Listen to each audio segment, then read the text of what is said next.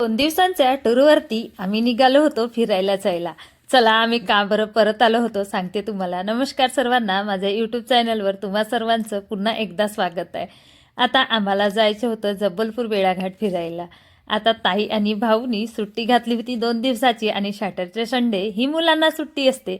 तर माझं म्हणणं झालं की आपण सॅटर्डे संडेला जाऊ, म्हणजे तुम्ही सुट्टी दोघेही काढा आणि मुलांच्या शाळेला सुट्टीच असते कारण मुलांच्या आता होत्या टेस्ट चालू, पण तो टेस्ट त्यांचे कंप्लीट होऊन गेले.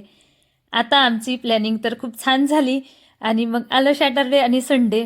तर मी फ्रायडेला गेली ताईकडे, म्हटलं आपण टिफिनला काही नेऊ. तर ताईला म्हटलं तुम्ही पुलाव आणि उसळ करा, मी वडी आणि रव्याचा उपमा नाश्त्याला पकडेल.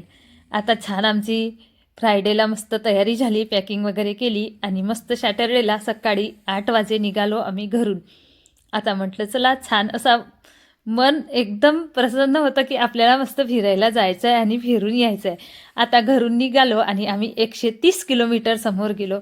आता ओजसला बरं काही होतं नाही, 3-4 दिवसापासून याला फिवर होतं. आता यांनी गाडीमध्ये 3-4दा उलट्या केल्या. याला काही उलटीमुळे बरं नाही आणि त्याला येऊन गेलं आणखी फिवर.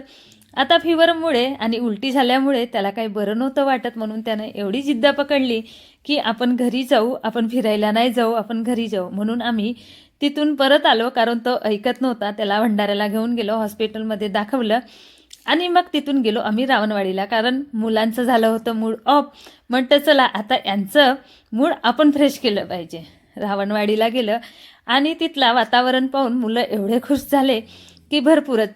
इकडे छान मस्त आधी बोटिंग केली, मुलांना ऊट सवारी केली, मुलं मस्त झुला झुलले आणि त्याच्यानंतर आम्ही बोटिंग वगैरे झाली. आता हे खेळत होते बॅडमिंटन.